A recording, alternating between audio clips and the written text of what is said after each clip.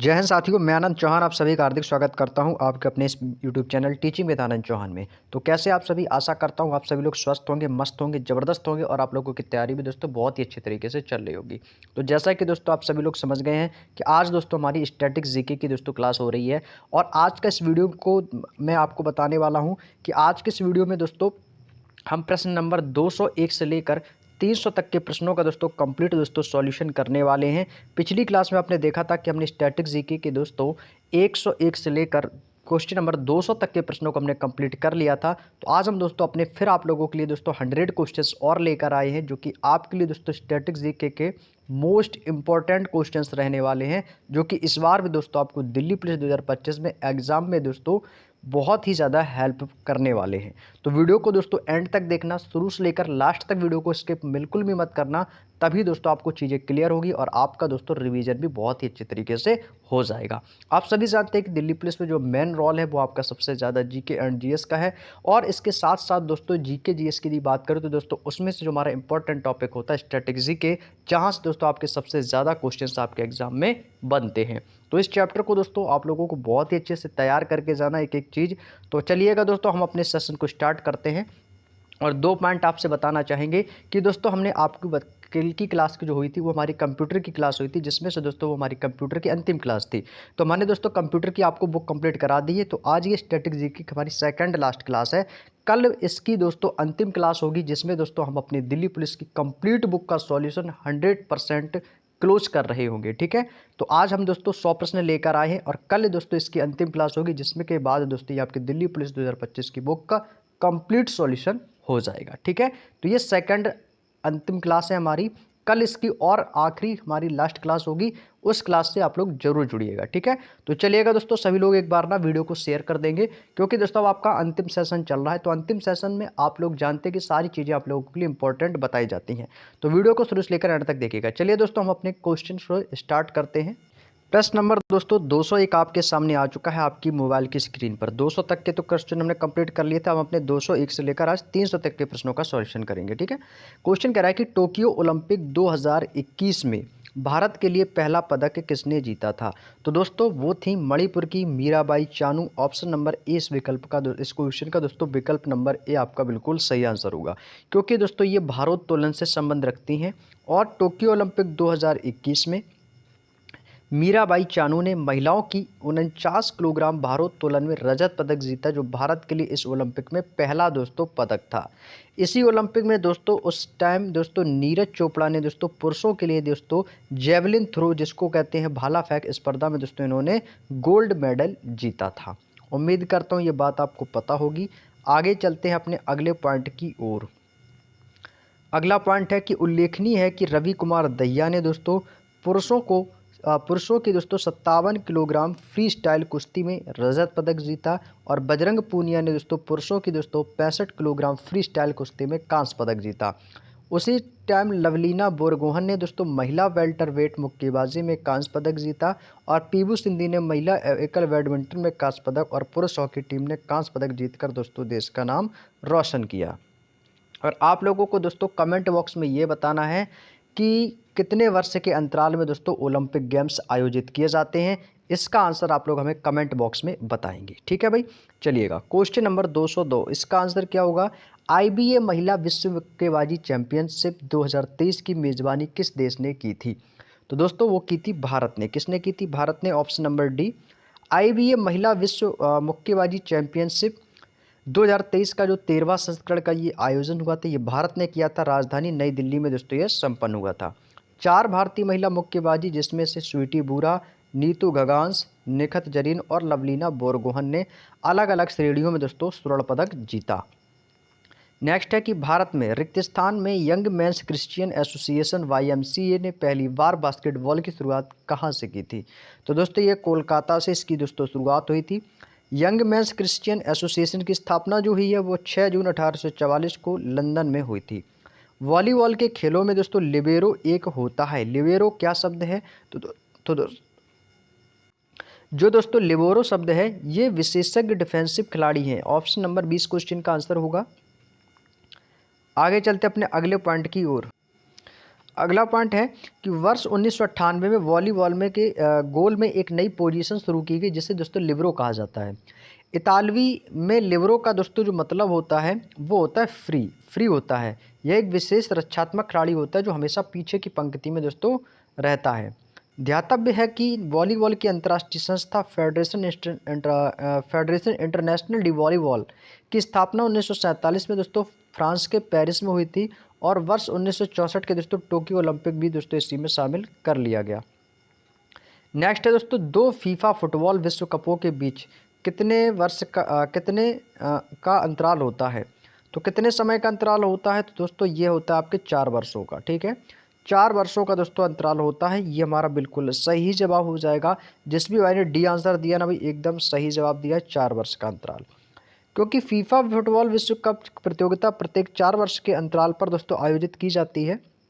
यदि हम बात करें दोस्तों पहले फीफा वर्ल्ड कप की, तो ये 1930 के दोस्तों कहाँ पर हुआ था, उरुग्वे में दोस्तों ये आयोजित किया गया था, जैसे उरुग्वे ने ही दोस्तों इसको जीता था। उल्लेखनीय है कि अर्जेंटीना के कतर में आयोजित फीफा विश्व कप 2022 फ्रांस को दोस्तों हराकर जीता था। फीफा विश्व कप 2026, इस पॉइंट को आप लोग नोट कर लेना इस बार दिल्ली पुलिस के एग्जाम में आने के लिए, क्योंकि लेटेस्ट 2026 आपका आने वाला है। तो फीफा विश्व कप 2026 की मेज़बानी अमेरिका, कनाडा और मैक्सिको ये मिलकर करने वाले हैं और इसमें कुल दोस्तों आपके 104 मैच खेले जाएंगे, जिसमें से 48 टीमें दोस्तों इसमें हिस्सा लेने वाली हैं। इस एक छोटे से पॉइंट का दोस्तों स्क्रीनशॉट लेकर अपनी कॉपी में नोट कर लेना आपके आने वाले एग्जाम के लिए। अगला क्वेश्चन है कि federation international the football association FIFA का मुख्यालय कहाँ है दोस्तों, ये ज्यूरिख में है। ज्यूरिख कहाँ पड़ता है, स्विट्जरलैंड में, जिसकी स्थापना 21 मई 1904 को दोस्तों फ्रांस के पेरिस में की गई थी। अगला क्वेश्चन है, कबड्डी के खेल में प्रत्येक टीम में कितने खिलाड़ी होते हैं। तो भाई याद रखिएगा, कबड्डी में दोस्तों आपके 7 खिलाड़ी होते हैं। कितने होते हैं, कबड्डी के खेल में दोस्तों, खेल में शुरू होने पर प्रत्येक टीम में दोस्तों 7 खिलाड़ी होते हैं। इसके बाद है कि कबड्डी के खेल में कुल जो समय होता है उसकी, कबड्डी की जो समयावधि है वो कितने मिनट की है दोस्तों, याद रखना, ये जबकि 40 मिनट की है। कबड्डी के खेल की समयावधि 40 मिनट है। फुटबॉल की दोस्तों प्रत्येक टीम में कितने खिलाड़ी होते हैं, तो आपको सिर्फ 11 खिलाड़ी होते हैं। क्रिकेट की भी दोस्तों प्रत्येक टीम में 11 खिलाड़ी होते हैं। ठीक है भाई, आगे चलते हैं। कॉमनवेल्थ यूथ गेम्स का पहला संस्करण वर्ष कब आयोजित किया गया था। तो दोस्तों ये आपका सन 2000 में दोस्तों इसको आयोजित किया गया था। Option number D is the right answer. Commonwealth games का पहला संस्करण वर्ष 2000 में एडिनबर्ग स्कॉटलैंड में आयोजित किया गया था। वर्ष 2008 में भारत ने इन खेलों की दोस्तों मेज़बानी की थी। निम्नलिखित में से कौन भारतीय ओलंपिक संघ IOA के पहले अध्यक्ष थे। तो वो थे दोस्तों सर दोराबजी टाटा। कौन थे भाई, सर दोराबजी टाटा थे। Option number D is the right answer. ये देख रहे हैं आप तो क्वेश्चन, ये 2023 की ही परीक्षा का दोस्तों आया हुआ प्रश्न है। यदि मैं बात करूँ स्टैटिक जीके में, तो स्टैटिक जीके में आपको मोस्टली वही क्वेश्चंस करा रहे हैं जो आपके PYQ बेस्ड क्वेश्चंस हैं और एग्जाम में दोस्तों आए हुए हैं, और आगे भी दोस्तों इनकी पूछे जाने की संभावनाएं रहेंगी। चलिएगा भाई, इस पॉइंट को आप लोग रीड करते चलेंगे साथ ही साथ कि भारत में खेलों के विकास और संस्थागत करण को गति देने के लिए वर्ष 1927 में भारतीय ओलंपिक संघ IOA का दोस्तों गठन किया गया, जिसके संस्थापक अध्यक्ष सर दोराबजी टाटा और सचिव डॉक्टर AG नोहरेन थे। वर्ष 1927 में ही भारतीय ओलंपिक संघ को अंतर्राष्ट्रीय ओलंपिक समिति के द्वारा आधिकारिक रूप से मान्यता दी गई। ध्यातव्य है कि भारत ने पहली बार 1900 में पेरिस ओलंपिक में हिस्सा लिया था, जिसमें देश का प्रतिनिधित्व एंग्लो इंडियन नॉर्मन प्रिचर्ड ने किया था। भारत ने पहली बार एशियाई खेलों की मेज़बानी कब की थी, इसको इंपॉर्टेंट लगा लो, और ये देखो 14 नवंबर 2023 की परीक्षा का आया हुआ प्रश्न है। ठीक है, तो दोस्तों ये 1951 में हुआ था। कब हुआ था, 1951 में हुआ था। ऑप्शन नंबर 20 क्वेश्चन का बिल्कुल सही जवाब होगा। भारत एशियाई खेलों की मेज़बानी करने वाला पहला देश है, जिसे 1951 में भारत की राजधानी नई दिल्ली में पहली बार दोस्तों इस टूर्नामेंट का दोस्तों आयोजन किया गया था। वर्ष 1951 के एशियाई खेल के सभी इवेंट दोस्तों ये आपके मेजर ध्यानचंद नेशनल स्टेडियम में आयोजित किए गए थे। भारत ने 2 बार 1951 में और दूसरी बार 1982 में एशियाई खेलों की मेज़बानी की थी, क्योंकि वर्ष 2026 में वर्ष और 2030 और वर्ष 2034, याद रखना, एशियाई खेलों की जो मेज़बानी है क्रमशः आइची नागोया जापान में 2026 में, 2030 में दोस्तों दोहा कतर में, और 2034 के सऊदी अरब के रियाद में दोस्तों की जाएगी। यदि भी आपसे क्वेश्चन यहाँ से एग्जामिनर ये भी पूछ सकता है कि बताइएगा कि वर्ष 2026 का एशियाई खेलों की दोस्तों मेज़बानी कौन सा देश करेगा। तो दोस्तों 2026 में कौन करने वाला है, तो 2026 में जापान करेगा। 2030 में पूछे तो दोहा कतर में होगा और 2034 में दोस्तों ये सऊदी अरब में किया जाएगा। नेक्स्ट है दोस्तों मैग्नस कार्लसन ने रिक्त स्थान के एक अंतर्राष्ट्रीय शतरंज खिलाड़ी हैं। तो दोस्तों ये नॉर्वे के रहने वाले हैं, ठीक है। ये दोस्तों मैग्नस कार्लसन है दोस्तों, नॉर्वे के एक अंतर्राष्ट्रीय शतरंज प्लेयर हैं। वर्तमान में भारत के दोस्तों अभी हाल ही में दोस्तों डी गुकेश विश्व शतरंज चैंपियन हैं। कौन है दोस्तों विश्व शतरंज चैंपियन? डी गुकेश। उन्होंने 12 दिसंबर 2024 को फाइनल में चीन के दोस्तों डिंग लिरेन को हराकर यह खिताब अपने नाम किया। नेक्स्ट क्वेश्चन है क्वेश्चन नंबर 211। अगला प्रश्न कह रहा है दोस्तों प्रश्न नंबर 211।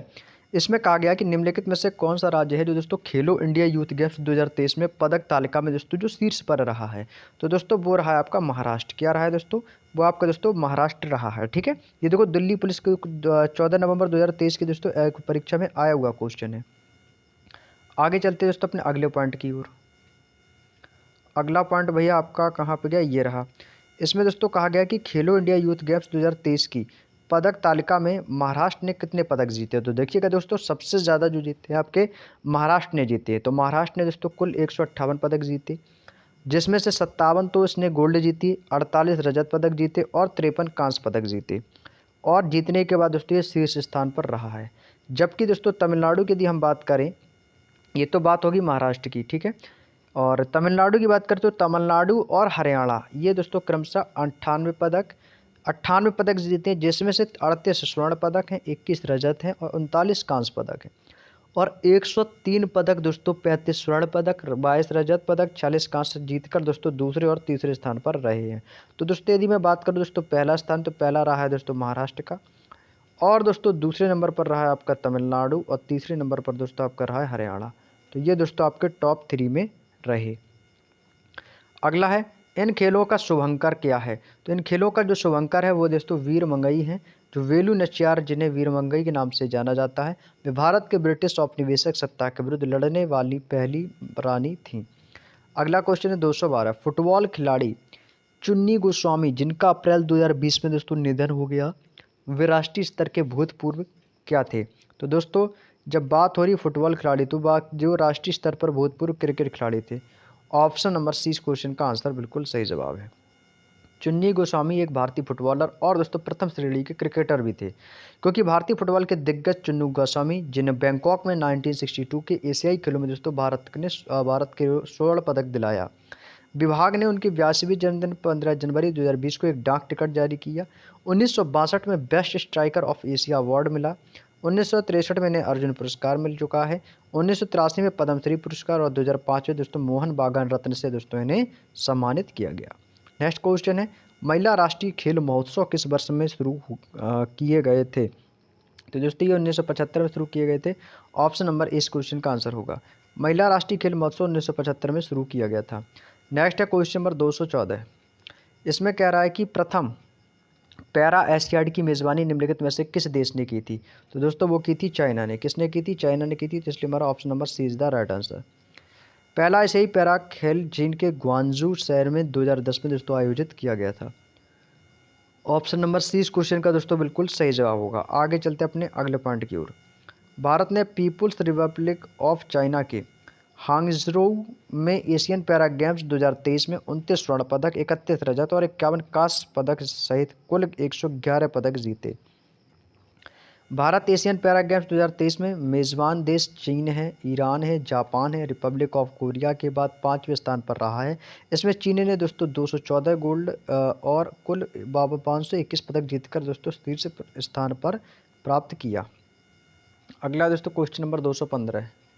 प्रश्न नंबर 215 भैया देखो क्या कह रहा है, ध्यान से देखेंगे क्वेश्चन क्या क्या रहा है कि भारतीय पुरुष हॉकी टीम ने आखिरी बार ओलंपिक खेलों में दोस्तों स्वर्ण पदक कब जीता था, जो अंतिम बार जीता था।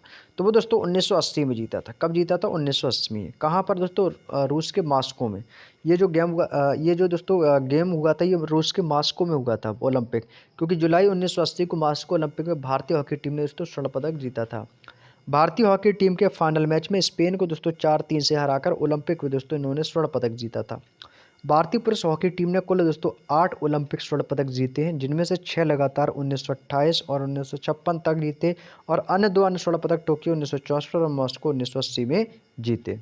नेक्स्ट क्वेश्चन 216, निम्नलिखित में से कौन 1983 के विश्व कप में भारतीय क्रिकेट टीम का कप्तान था? तो दोस्तों 1983 की बात कर रही है तो उस समय दोस्तों कपिल देव थे। ऑप्शन नंबर 20 क्वेश्चन का बिल्कुल सही जवाब हो जाएगा भाई। 216 का option number 20 the right answer, Kapil देव।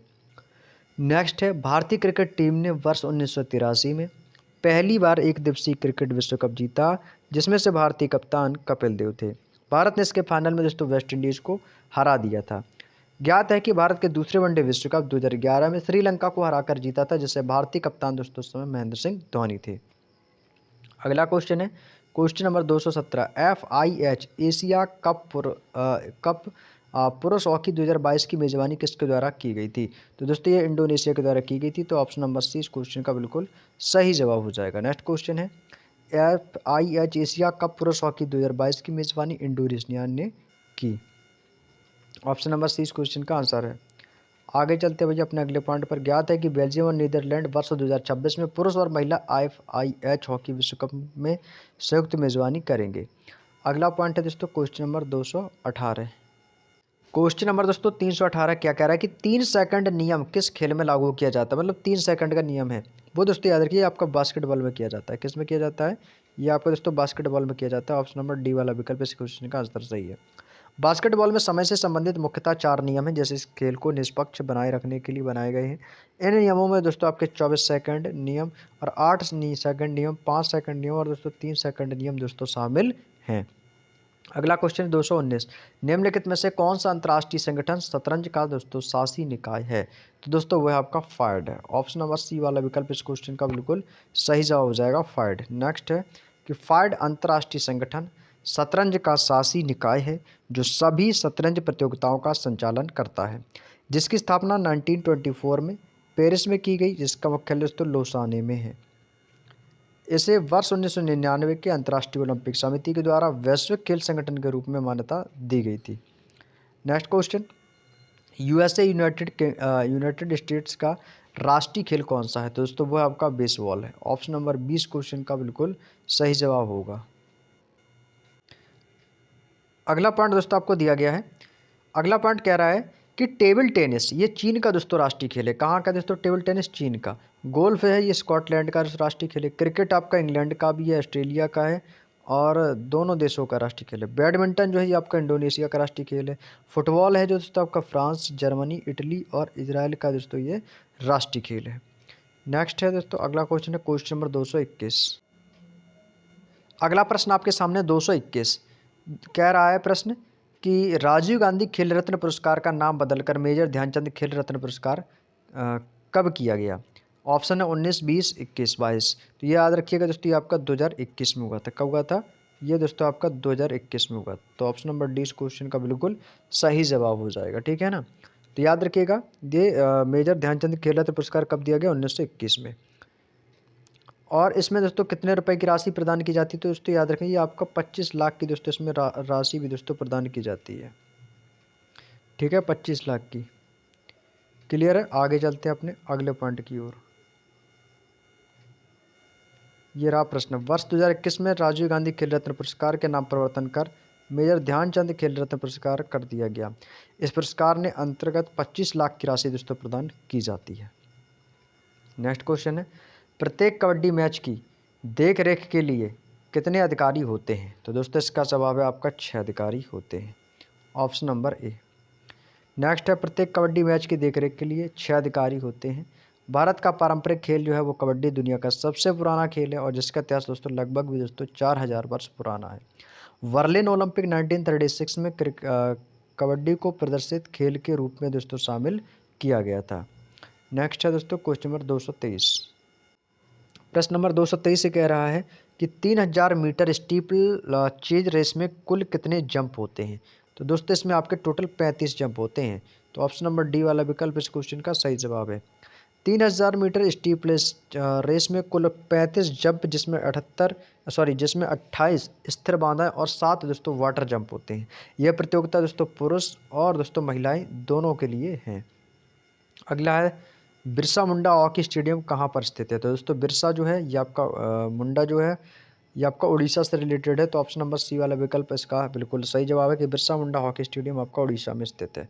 अब मैं आपको दोस्तों यहाँ से विभिन्न खेलों के दोस्तों कुछ प्रमुख स्टेडियम बताने वाला हूँ जो आपके लिए इंपॉर्टेंट होंगे एग्जाम ओरिएंटेड। ठीक है, इनको दोस्तों अपनी कॉपी में नोट कर लेना और इसको रिवाइजन कर लेना। बिरसा मुंडा हॉकी स्टेडियम कहाँ पर स्थित है। तो राउरकेला उड़ीसा स्थित है। ग्रीन पार्क स्टेडियम सही पता है कानपुर उत्तर प्रदेश है। नरेंद्र मोदी भी पता है गुजरात अहमदाबाद। बिरसा मुंडा आपका दोस्तों वही आपका रांची और झारखंड है। लेकिन ये बिरसा मुंडा एथलेटिक्स स्टेडियम है, वो बिरसा मुंडा हॉकी स्टेडियम है। तो बिरसा मुंडा एथलेटिक्स स्टेडियम ये रहा आपका रांची झारखंड। क्लियर। चलिए अगले पॉइंट पर चलते हैं, क्वेश्चन नंबर 225।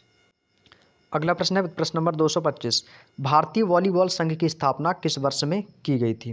किस वर्ष में की गई थी।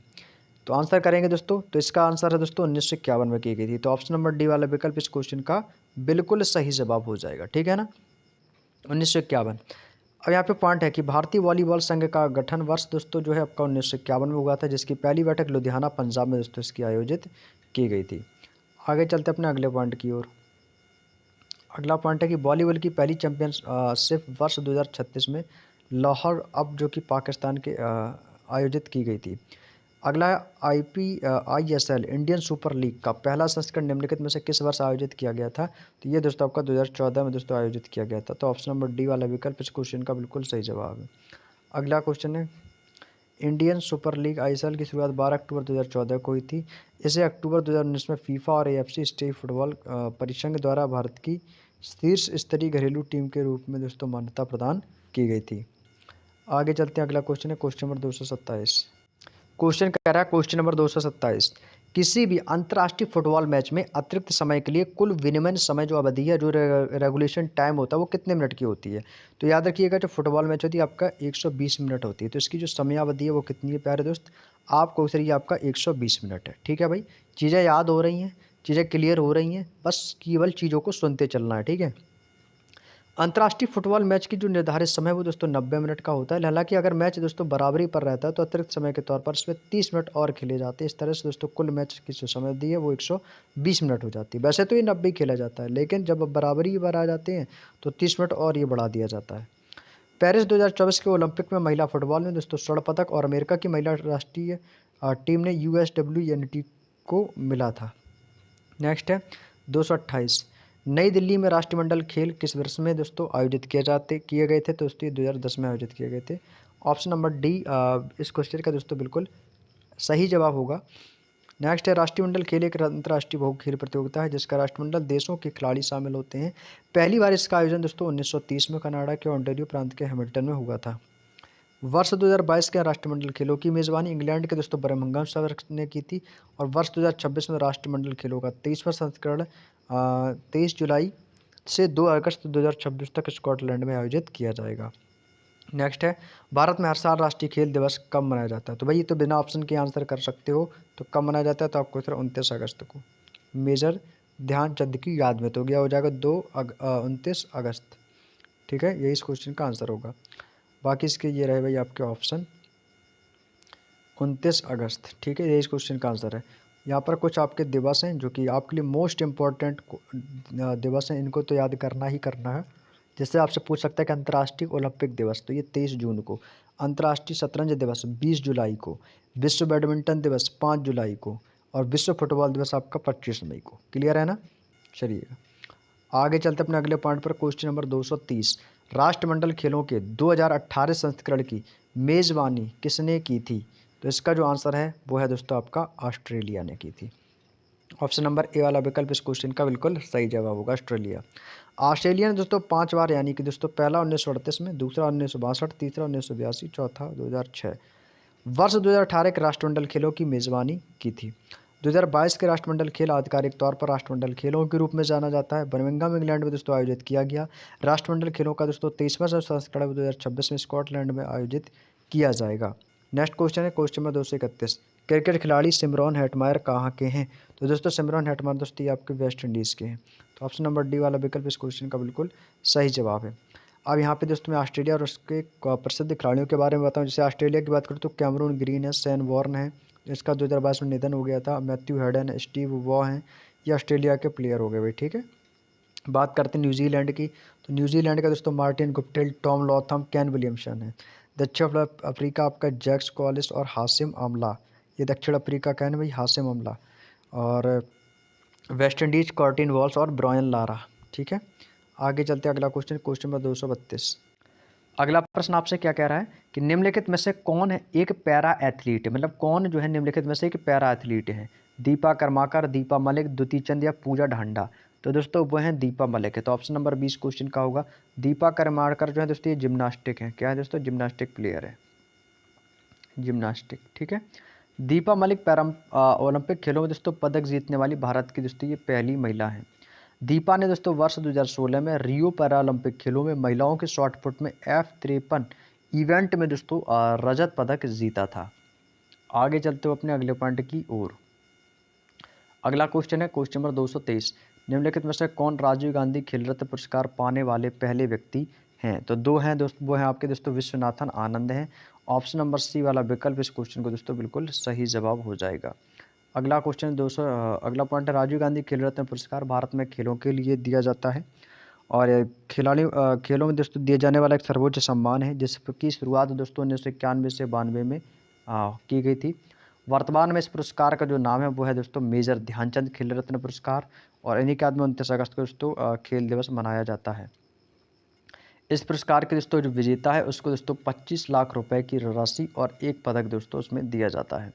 नेक्स्ट क्वेश्चन है क्वेश्चन नंबर 234।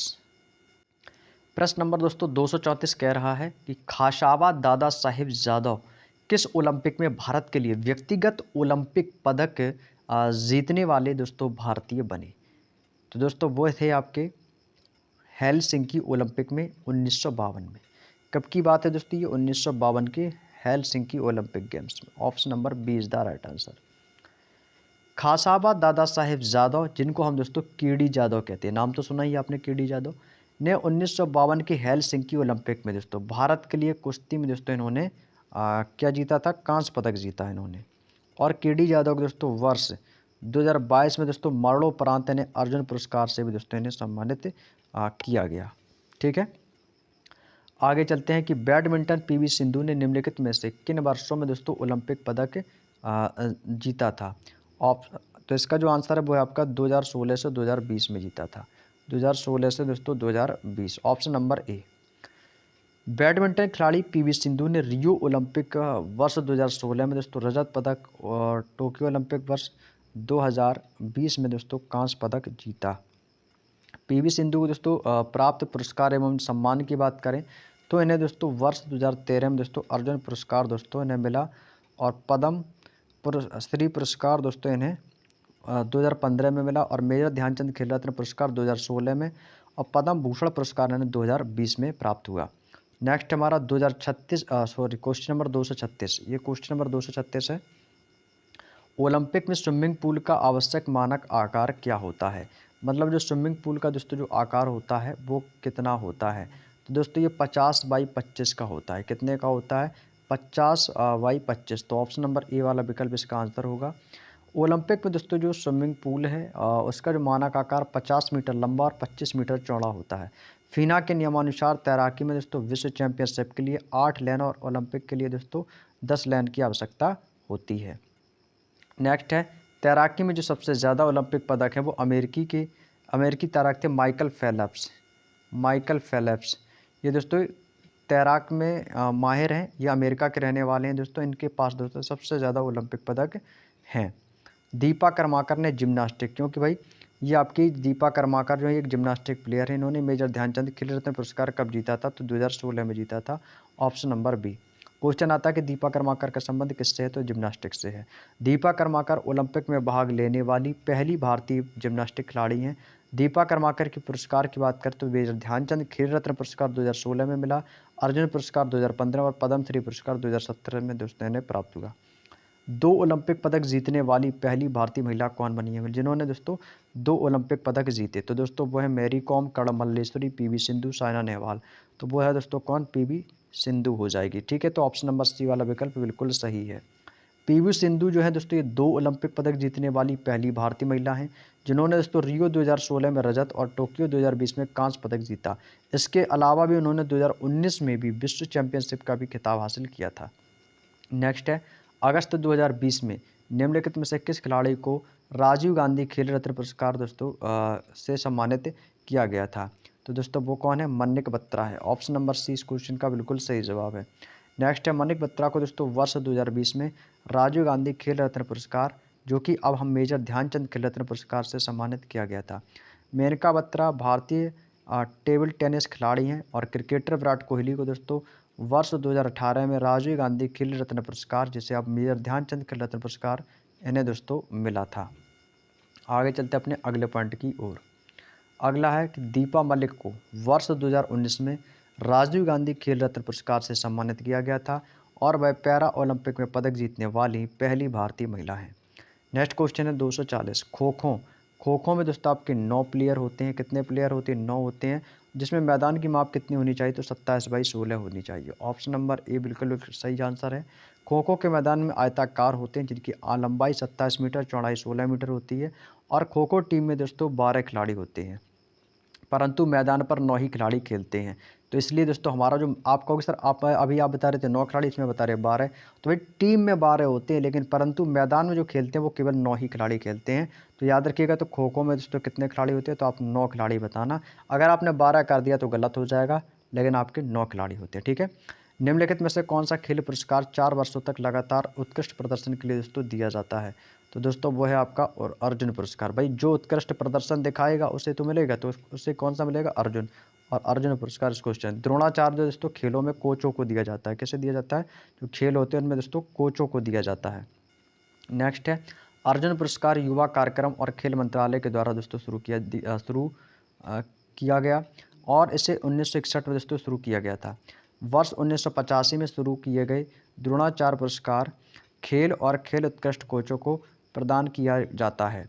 ध्यानचंद पुरस्कार पहली बार 2002 में उन खिलाड़ियों को दिया गया था जिन्होंने अपने प्रदर्शनों में खेलों में योगदान दिया और सक्रिय खेल करियर से रिटायरमेंट के बाद भी खेल को दोस्तों बढ़ावा देने में दोस्तों योगदान देना जारी रखा। नेक्स्ट है दोस्तों, विशेष भृगुवंशी को अगस्त 2020 में अर्जुन पुरस्कार दोस्तों मिला है। वह निम्नलिखित में से किस खेल में दोस्तों भारत का प्रतिनिधित्व करते हैं? तो दोस्तों वो है आपका बास्केटबॉल है। Option number D. भारतीय बैडमिंटन खिलाड़ी साइना नेहवाल, साई प्रणीत, किदाम्बी श्रीकांत और पुलेला गोपीचंद को अर्जुन पुरस्कार से दोस्तों सम्मानित किया जा चुका है। बैडमिंटन में अर्जुन पुरस्कार पाने वाली पहली महिला जो है वो मीना शाह थी और पीके बनर्जी अर्जुन पुरस्कार पाने वाले पहले भारतीय फुटबॉल खिलाड़ी थे। इसके बाद दोस्तों अगला पॉइंट है आपका 1961 में पीके बनर्जी अर्जुन पुरस्कार से सम्मानित किया गया। पीके बनर्जी को अर्जुन पुरस्कार से सम्मानित किया गया था। आगे चलते हुए अपने अगले पॉइंट की ओर। अगला प्रश्न है दोस्तों, टेनिस खिलाड़ी हैं अलेक्जेंडर जेवरेव, ये निम्नलिखित में से किस देश से ये प्रतिनिधित्व करते हैं? तो ये दोस्तों जर्मनी के हैं, ये जर्मनी से प्रतिनिधित्व करते हैं। Option number B. अब मैं बात करूंगा दोस्तों देश और दोस्तों टेनिस प्लेयर की। अमेरिका में सेरेना विलियमसन टेनिस खिलाड़ी हैं और पीट सैम्प्रास, फ्रांस के रैन लैकोस्टे, स्विट्जरलैंड के रोजर फेडरर, सर्बिया के नोवाक जोकोविच और स्पेन के हैं राफेल नडाल। ये काफ़ी इंपॉर्टेंट पॉइंट है जो कि एग्जाम में दोस्तों अक्सर पूछे जाते हैं। अमेरिकी ओपन 2020 का दोस्तों पुरुष एकल का फाइनल निम्नलिखित में से किसने जीता था? तो डोमिनिक थियम ने जीता था। तो ऑप्शन नंबर डी इस क्वेश्चन का आंसर होगा। डोमिनिक थियम्स को यूएसए ओपन 2020 में पहला पुरुष एकल ग्रैंड स्लैम जीता। इन्होंने अलेक्जेंडर जेवरेव को हराकर खिताब जीता और ये ऑस्ट्रियाई टेनिस खिलाड़ी हैं। खिलाड़ियों के अंतर्राष्ट्रीय स्तर की प्रतियोगिताओं को में उत्कृष्ट प्रदर्शन देने के लिए सक्षम करने हेतु लगातार उत्कृष्ट और सराहनीय कार्य करने वाले कोचों को सम्मानित करने के लिए निम्नलिखित में से कौन सा खेल पुरस्कार दोस्तों दिया जाता है? तो दोस्तों इसका आंसर है द्रोणाचार्य। ये खेलों में दोस्तों उत्कृष्ट जो प्रदर्शन के लिए अर्जुन पुरस्कार हैं और गुरुओं को दिया जाता है, कोचों को दिया जाता है वो द्रोणाचार्य। राजीव गांधी खेल रत्न पुरस्कार खेलों में उत्कृष्ट प्रदर्शन करने वाले खिलाड़ियों को दिया जाता है। ठीक है। और यही पुरस्कार युवा मामले और खेल मंत्रालय के द्वारा दिया जाता है। वर्ष 2021 में इसका नाम बदलकर मेजर ध्यानचंद खेल रत्न पुरस्कार कर दिया गया और अर्जुन पुरस्कार खेलों में बेहतरीन प्रदर्शन करने वाले खिलाड़ियों को दिया जाता है, जबकि यह भारत का दूसरा सबसे बड़ा खेल पुरस्कार है जिसकी शुरुआत 1961 में हुई थी। ठीक है, इसको लगा लेना भाई, इंपॉर्टेंट। विजय स्तंभ निम्नलिखित में से किस शासक ने बनवाया था? जो विजय स्तंभ है वो दोस्तों किस शासक ने बनवाया था? तो वो राणा कुंभा ने बनवाया था। किसने बनवाया था? राणा कुंभा ने बनवाया था। तो ऑप्शन नंबर 20 क्वेश्चन का बिल्कुल सही जवाब है। राजस्थान के चित्तौड़गढ़ में स्थित विजय स्तंभ का निर्माण 1448 में महाराणा कुंभा ने गुजरात शासक महमूद खिलजी को हराने के उपलक्ष्य में दोस्तों करवाया था। इसको हम कीर्ति स्तंभ के नाम से भी जानते हैं। राणा कुंभा व मांडू के सुल्तान महमूद खिलजी के मध्य दोस्तों 3 युद्ध हुए। सारंगपुर का युद्ध 1437 में, मांडलगढ़ का युद्ध और दोस्तों बनास का युद्ध हुआ था। नेक्स्ट है, अगस्त 2020 में प्रमुख भारतीय लोक गायिका अर्चना महंत का निधन हो गया था। वह निम्नलिखित में से किस राज्य से थी? तो दोस्तों वो असम से ही थी। Option number 20 the right answer. Next है, अर्चना महंत असम की दोस्तों लोक गायिका थी। इनके पति खनेंग महंत दोस्तों लोक गायक, संगीत नाटक अकादमी पुरस्कार विजेता थे। इन्होंने 2010 में असम सरकार के द्वारा शिल्पी पुरस्कार भी दोस्तों इन्होंने प्रदान किया गया। नेक्स्ट क्वेश्चन है, डेविड कैम्पबेल इंग्लैंड के प्रसिद्ध खेल व्यक्तित्व जिनका सितंबर 2020 में निधन हो गया था, ये निम्नलिखित में से किस खेल से संबंधित थे? तो डेविड कैम्पबेल जो थे दोस्तों ये क्रिकेट प्लेयर थे। डेविड कैम्पबेल पूर्व क्रिकेट ऑलराउंडर जिन्होंने 1987 से 1990 तक इंग्लैंड के लिए दोस्तों 15 टेस्ट और 23 एक दिवसीय अंतर्राष्ट्रीय मैच खेले, जिसका सितंबर 2020 में दोस्तों निधन हो गया। पूर्व भारतीय क्रिकेटर खिलाड़ी भारतीय पुरुष क्रिकेट टीम के कोच अंशुमान गायकवाड़ का 31 जुलाई 2024 को दोस्तों निधन हो गया। अगले पॉइंट है, निम्नलिखित में से कौन भारतीय सेना की प्रथम महिला लेफ्टिनेंट जनरल हैं? तो दोस्तों वो है पुनीत अरोड़ा। ये तो सभी को याद होगा, स्टैटिक का सबसे important question. Lieutenant general doctor Madhuri Kanitkar को महाराष्ट्र स्वास्थ्य विज्ञान विश्वविद्यालय नासिक की जुलाई 2021 में दोस्तों नए कुलपति दोस्तों इन्हें नियुक्त किया गया है। आगे चलते अपने अगले पॉइंट की ओर। भारतीय सेना में शामिल होने वाली पहली महिला जो है दोस्तों वो है मेजर प्रिया जिंगन थी। कौन थी? मेजर प्रिया जिंगन। भारतीय सेना की मेडिकल में कोर की लेफ्टिनेंट जनरल पुनीत अरोड़ा ने 1 सितंबर 2004 को सशस्त्र बल मेडिकल कॉलेज पुणे के कमांडेंट के रूप में पदभार संभाला और यह भारतीय सेना की पहली महिला लेफ्टिनेंट जनरल है। पहली महिला लेफ्टिनेंट जनरल है। निम्नलिखित में से किसने मिल्खा सिंह को फ्लाइंग सिक्का दोस्तों खिताब दिया था? तो वो दिया था दोस्तों जनरल अयूब खान ने दिया था। तो ऑप्शन नंबर डी वाला विकल्प इस क्वेश्चन का प्यार दोस्त बिल्कुल सही जवाब हो जाएगा, जनरल अयूब खान। ठीक है, मिल्खा सिंह को दोस्तों द फ्लाइंग सिख के रूप में जाना जाता है। ये अपना उन्होंने दोस्तों पाकिस्तान में अब्दुल खालिक को हराने के बाद पाकिस्तान के जनरल अयूब खान ने दोस्तों दिया था।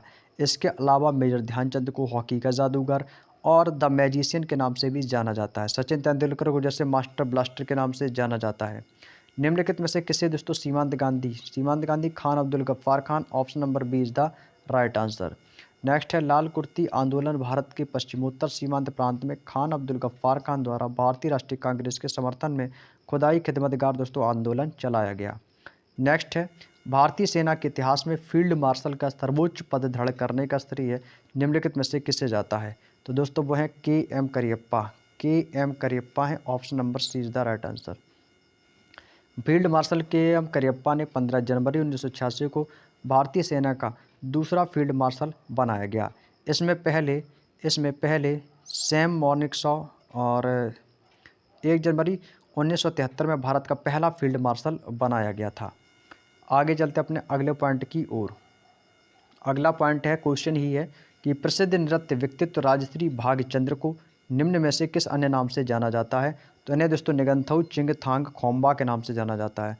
भैया नाम देख रहे हो कितना अजीब नाम है भाई, याद तो होगा नहीं लेकिन बस थोड़ा सा याद रख लो, निगंथऊ चिंगथांग खोम्बा। ठीक है, बड़ा ही अजीब नाम है भाई। राजर्षि भाग्यचंद्र को मणिपुरी रासलीला नृत्य का आविष्कार करने के लिए जाना जाता है। इन्हें मणिपुर राज्य में वैष्णववाद फैलाने का श्रेय भी दिया जाता है। नेक्स्ट क्वेश्चन है, मदन सिंह चौहान जिन्हें गुरुजी के नाम से भी जाना जाता है वो किस राज्य के एक लोक और सूफी गायक हैं? तो दोस्तों वो है छत्तीसगढ़ के। ऑप्शन नंबर सी विकल्प बिल्कुल सही जवाब है। गुरुजी के नाम से प्रसिद्ध छत्तीसगढ़ के सूफी और गजल गायक मदन सिंह चौहान को वर्ष 2020 में भारत सरकार के द्वारा पद्म श्री पुरस्कार भी दोस्तों प्रदान किया गया। निम्नलिखित में से किसने तानसेन को मियाँ की उपाधि दी थी? तो वो अकबर ने दी थी। किसने दी थी? अकबर ने। ऑप्शन नंबर सी। तानसेन का वास्तविक नाम था रामतनु पांडे, सभी को याद है। ये अकबर के नवरत्नों में से एक थे। तानसेन के गुरु हरिदास और उनकी माता शैली ध्रुपद थी। तानसेन की रचनाएं मियाँ के सारंग, मियाँ की लहर, दरबारी कानड़ा और दोस्तों मियाँ की टोड़ी आदि। नेक्स्ट है, निम्नलिखित में से किसे गुरुदेव रविंद्रनाथ टैगोर ने क्वीन ऑफ कत्थक की उपाधि दी थी? तो क्वीन ऑफ कत्थक की उपाधि दोस्तों सितारा देवी। इसका आंसर होगा option number D. Gurudev Rabindranath Tagore ने कत्थक नर्तकी सितारा देवी को क्वीन ऑफ कत्थक की उपाधि दी थी। क्लियर। आगे चलते अपने अगले पॉइंट की ओर। अगला पॉइंट है एलोरा की गुफाएं। सभी को पता है औरंगाबाद महाराष्ट्र में स्थित हैं, इसमें कोई शक नहीं है। Option number D. एलोरा की गुफाएं और महाराष्ट्र के औरंगाबाद। इन गुफाओं को दोस्तों राष्ट्रकूट वंश के दोस्तों शासकों के द्वारा बनवाया गया था और एलोरा की गुफाएं वर्ष 1983 में यूनेस्को द्वारा विश्व विरासत स्थल घोषित किया गया। भारत सरकार के किस पहल का एक नया चरण 2022 में कचरा मुक्त शहर बनाने के लिए दृष्टि और मल कीचड़ प्रबंधन सहित अपशिष्ट जल उपचार के लिए एक घटक के साथ दोस्तों शुरू किया गया था? तो दोस्तों वो है आपका स्वच्छ भारत मिशन शहरी 2.0। ऑप्शन नंबर ए इस क्वेश्चन का दोस्तों बिल्कुल सही जवाब हो जाएगा। क्लियर है ना। चलिए, स्वच्छ भारत मिशन की शुरुआत हुई कब थी? तो ये दोस्तों 2 अक्टूबर 2014 को की गई थी। स्वच्छ भारत मिशन को 1 अक्टूबर 2021 से 1 अक्टूबर 2026 तक 5 वर्षों की अवधि के लिए स्वच्छ भारत मिशन शहरी 2.0 SBMU 2.0 के रूप में बढ़ाया गया। स्वच्छ भारत मिशन शहरी 2.0 का लक्ष्य शहरों को पूरी तरह से दोस्तों कचरा मुक्त बनाना है। क्वेश्चन नंबर 259, विष्णुपुर मंदिरों के समूह किस राज्य में स्थित हैं? तो दोस्तों ये पश्चिम बंगाल में स्थित हैं। Option number A. टेराकोटा मंदिरों के लिए दोस्तों प्रसिद्ध विष्णुपुर पश्चिम बंगाल के बांकुरा जिले में स्थित हैं। रासमंचा, मृणामयी, जोरबंगला, मदन मोहन तथा श्याम राय आदि दोस्तों मंदिर विष्णुपुर से प्रसिद्ध हैं। कहाँ से प्रसिद्ध हैं? विष्णुपुर से। राजा जगत मल्ल और उनके वंशजों ने विष्णुपुर में टेराकोटा और पत्थर की कला से बनी कई मंदिरों का निर्माण कराया था। 1997 में विष्णुपुर के मंदिरों को यूनेस्को की विश्व विरासत स्थल सूची में शामिल किया गया था। नेक्स्ट, निम्नलिखित में से किस राज्य में 1000 स्तंभ मंदिर स्थित हैं, जिसमें 1000 स्तंभ दोस्तों आपके निर्मित भी हैं? तो दोस्तों वो है आपका तेलंगाना। कौन सा है प्यारे भाई? आप बोलोगे सर तेलंगाना है। वो कौन सा राज्य है? तेलंगाना। 1000 स्तंभ मंदिर जिसे रुद्रेश्वर स्वामी मंदिर के नाम से भी जाना जाता है और यह तेलंगाना के हनुमकोंडा में स्थित है। 1000 स्तंभ मंदिर का निर्माण 12वीं शताब्दी में काकतीय सम्राट रुद्रदेव ने करवाया था। इस मंदिर में 3 देव शिव, ब्रह्मा और विष्णु की दोस्तों ही पूजा की जाती है। अजंता की गुफाएं आपकी जो है औरंगाबाद महाराष्ट्र में और किस नदी के बाएं हैं? तो ये वाघोरा नदी के बाएं पर स्थित है। अजंता की गुफा महाराष्ट्र राज्य के औरंगाबाद जिले में वाघोरा नदी के बाएं किनारे पर स्थित है। अजंता की गुफाओं की संख्या 29 है और वर्ष 1983 में गुफाओं को यूनेस्को ने विश्व विरासत सूची में शामिल किया। महाराष्ट्र के निम्नलिखित में से किस जिले में राष्ट्रीय स्वयंसेवक संघ की स्थापना की गई? तो ये नागपुर में की गई थी। नागपुर कहाँ पड़ता है आपका? महाराष्ट्र में। Option number B. Rashtriya Swayam संघ RSS की स्थापना 1925 को केशव बलिराम हेडेडवॉर ने नागपुर महाराष्ट्र में की थी। वर्तमान में इसके संचालक मोहन भागवत जी हैं। अगला है, संपूर्ण ग्रामीण रोजगार योजना की शुरुआत कब की गई? तो ये 2001 में की गई। कब की गई? 2001 में। संपूर्ण ग्रामीण रोजगार योजना की शुरुआत 25 सितंबर 2001 को हुई थी। इस योजना की शुरुआत रोजगार आश्वासन, ठीक है, योजना और जवाहर ग्राम समृद्धि योजना को मिलाकर की गई थी। भारत में 1991 में आर्थिक सुधारों के समय जो वित्त मंत्री थे वो कौन थे? प्रणब मुखर्जी, डॉक्टर मनमोहन सिंह या फिर दोस्तों PV चिदम्बरम या बिमल जालान? तो वो थे दोस्तों doctor Manmohan Singh. Option number 20 question का आंसर होगा। 1991 में केंद्र में बनी कांग्रेस की सरकार में वित्त मंत्री डॉक्टर मनमोहन सिंह भारत के प्रधानमंत्री PV नरसिम्हा राव थे। वर्ष 1991 में भारत ने भुगतान संतुलन संकट से निपटने के लिए कई आर्थिक नीति का निर्माण भी किया। नीति का प्रमुख उद्देश्य भारतीय अर्थव्यवस्था का वैश्वीकरण करना था। 265 गणतंत्र दिवस परेड में उत्सव संदर्भ में 25 पॉइंटर्स क्या है?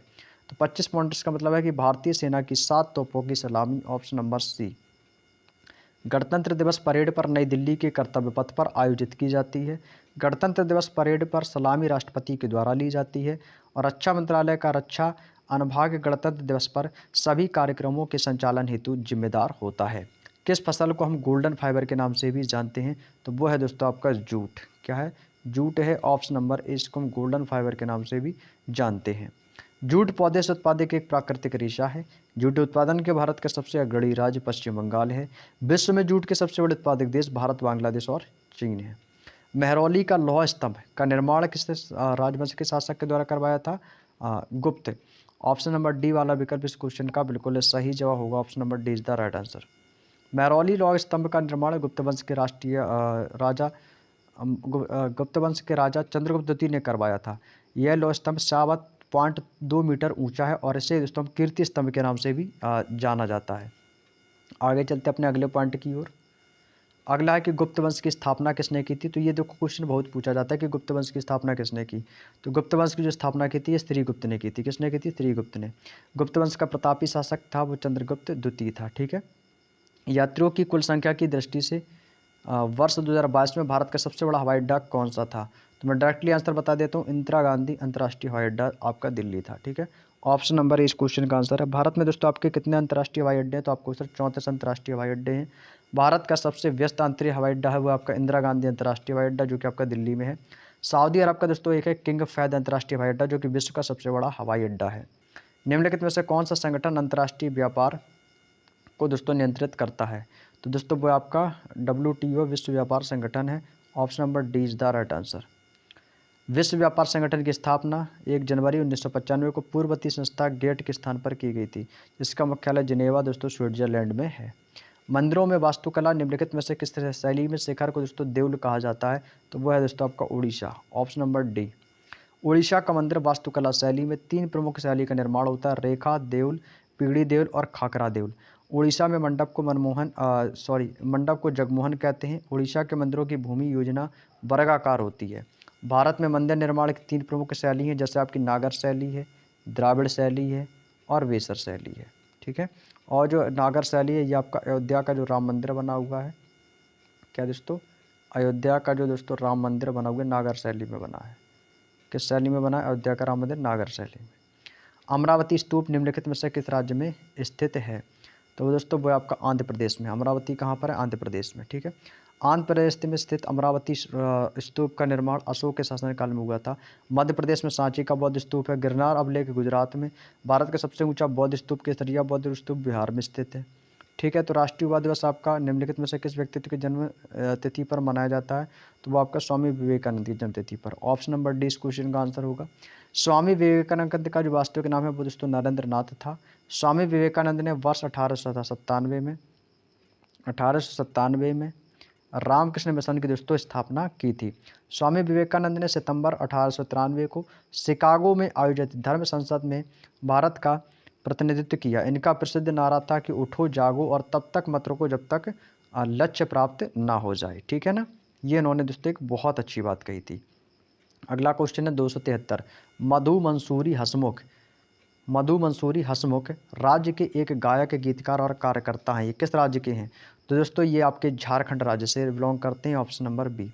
मधु मंसूरी हसमुख को वर्ष 2011 में झारखंड सरकार ने झारखंड रत्न पुरस्कार से सम्मानित किया और वर्ष 2020 में भारत सरकार के द्वारा पद्म श्री पुरस्कार से भी इन्हें सम्मानित किया गया। 5वीं पंचवर्षीय योजना का प्रारूप किसने लॉन्च किया? तो वो DP धर ने लॉन्च किया था। Option number A. भारत में पंचवर्षीय योजना की शुरुआत 1951 से 56 में हुई थी। इसको ना इंपॉर्टेंट लगा लेना स्टार बना के। प्रधानमंत्री जवाहरलाल नेहरू के समय की गई थी। 5वीं पंचवर्षीय योजना 1974 से 78 में मसौदा DP धर के द्वारा ही इसको तैयार किया गया था। यहाँ तक की बात समझ में आ गई। आगे चलते अपने अगले पॉइंट की ओर। अगला पॉइंट दोस्तों आपका कहाँ पे? ये रहा। 5वीं पंचवर्षीय योजना में इंदिरा गांधी के द्वारा गरीबी हटाओ का दोस्तों उन्होंने नारा दिया था। क्वेश्चन आता है कि गरीबी हटाओ का नारा किसने दिया? तो आप कहोगे सर इंदिरा गांधी ने।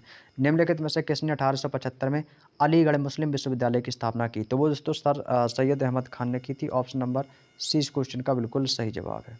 अलीगढ़ मुस्लिम विश्वविद्यालय का पूर्व नाम मोहम्मडन एंग्लो ओरिएंटल कॉलेज था, जिसकी स्थापना सर सैयद अहमद खान के द्वारा की गई थी। मोहम्मद इकबाल को पाकिस्तान शब्द के विचार का जनक माना जाता है और वर्ष 1906 में नवाब सलीमुल्लाह ने आगा खां के साथ मिलकर मुस्लिम लीग का गठन किया था। वर्ष 1904 में भारत में पहला सीमेंट प्लांट कहाँ स्थापित किया गया? तो ये आपका चेन्नई में स्थापित किया गया। भारत में प्रथम सीमेंट फैक्ट्री की स्थापना 1904 में चेन्नई में की गई थी, लेकिन वह असफल रही और वर्ष 1904 में चेन्नई में दोस्तों पहले सीमेंट की फैक्ट्री की स्थापना पोरबंदर गुजरात से हो चुकी थी, लेकिन उत्पादन वर्ष 1912 से 13 में शुरू हुआ। विश्व में सर्वप्रथम सीमेंट का आविष्कार वर्ष 1824 को इंग्लैंड के पोर्टलैंड में हुआ था। असम में शुक्रेश्वर मंदिर एक है जो कि भगवान शिव को समर्पित है, ऑप्शन नंबर ए। इस मंदिर का निर्माण वर्ष 1744 में अहोम राजा प्रमत्त सिंह के द्वारा करवाया गया। यह छठे ज्योतिर्लिंग के लिए प्रसिद्ध है।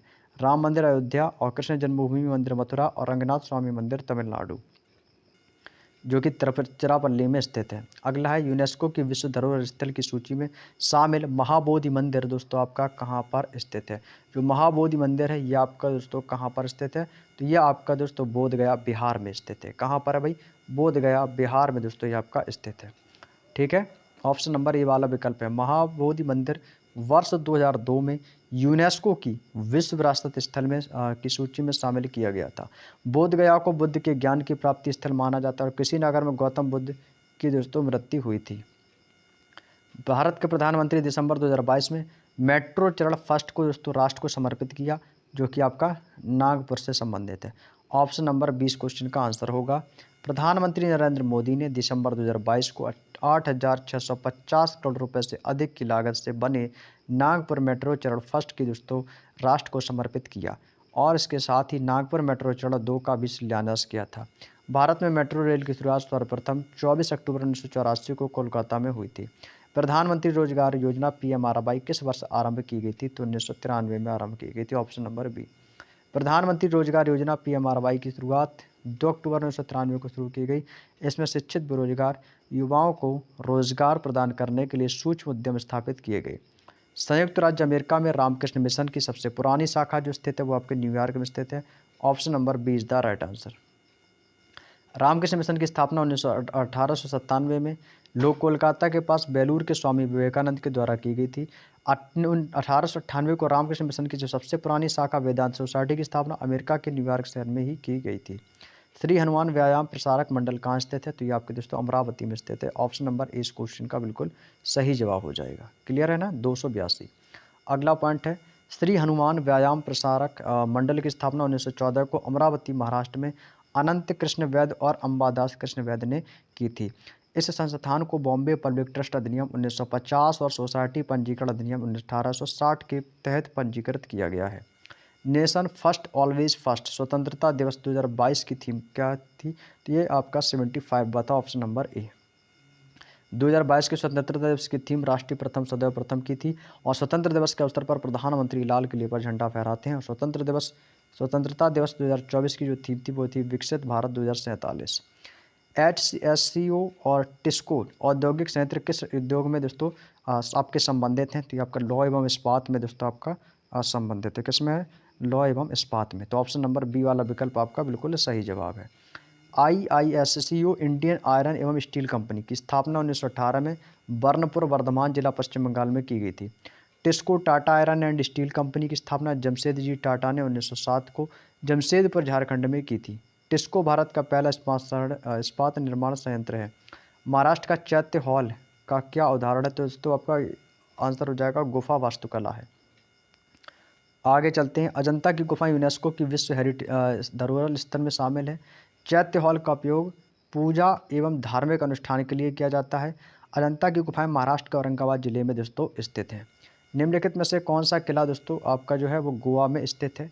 कौन सा किला गोवा में स्थित है, तो वो है आपका अंगुआड़ा किला। कौन सा दोस्तों, अंगुआड़ा किला।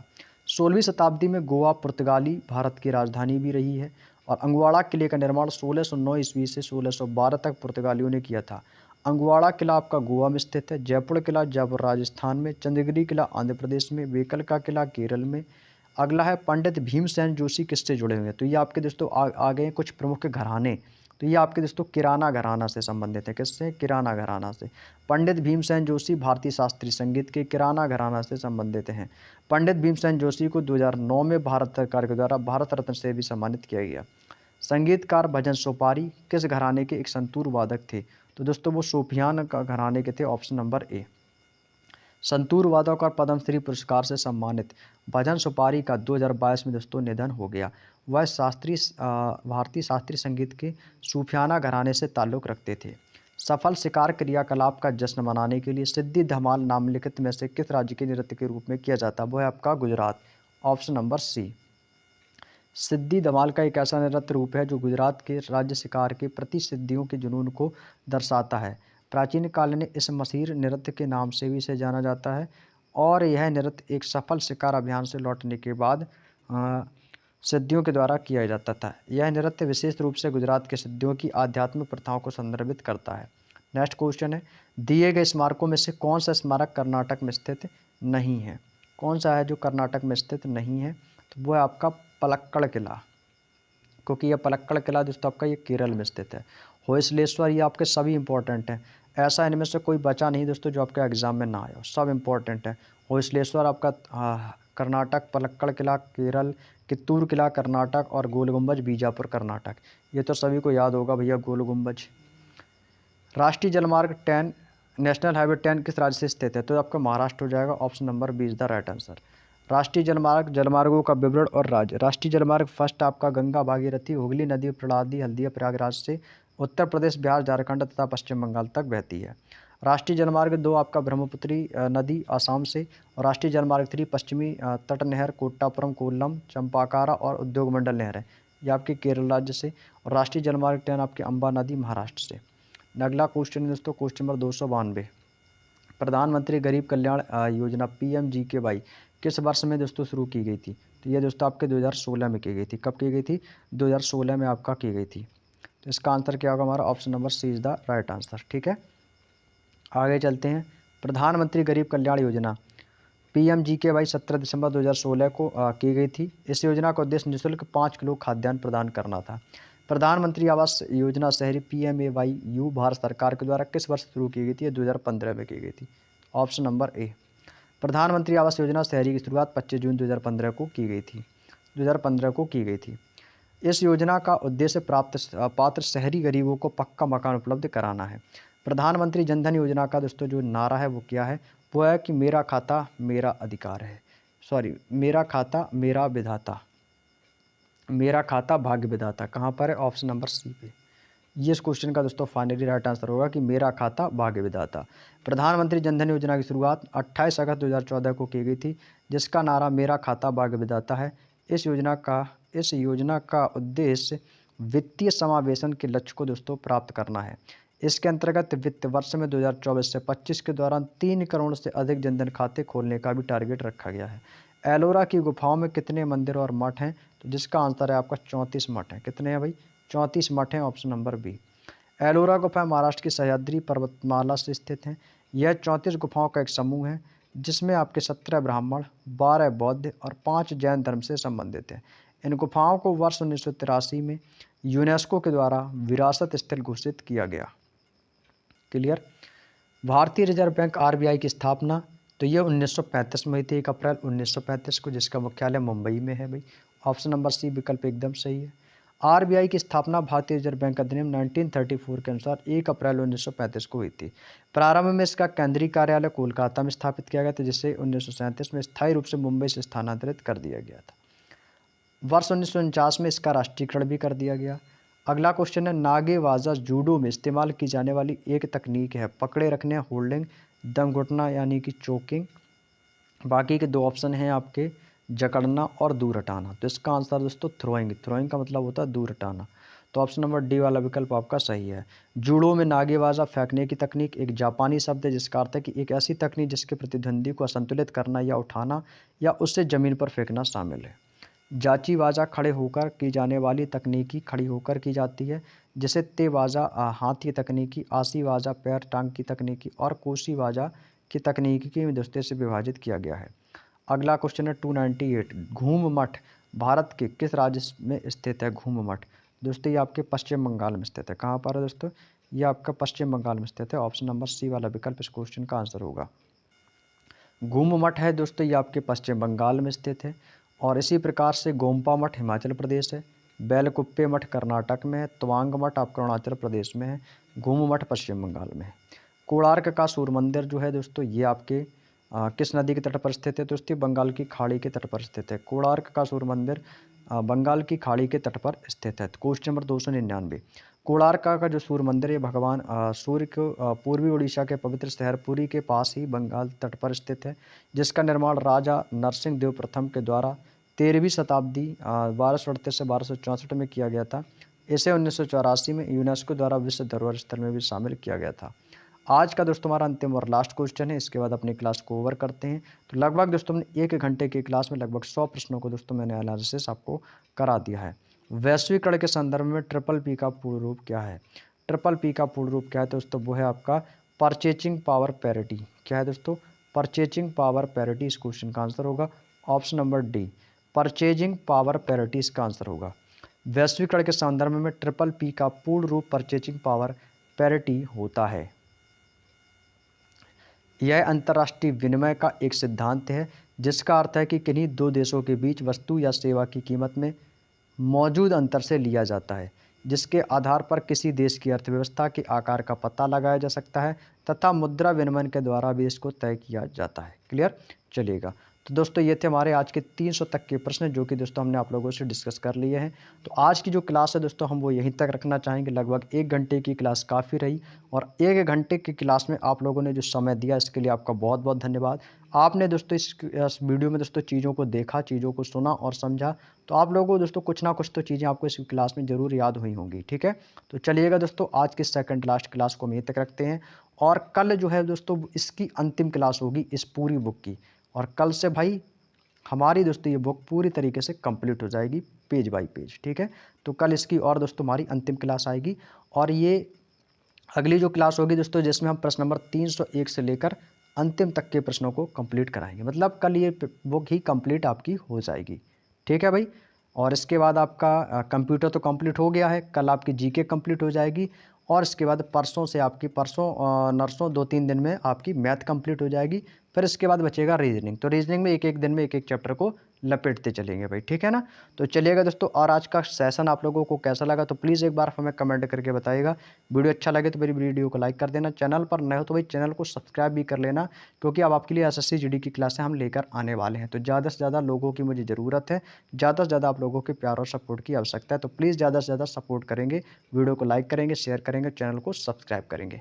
मिलते हैं नेक्स्ट क्लास में, तब तक के लिए आप सभी को जय हिंद, जय भारत।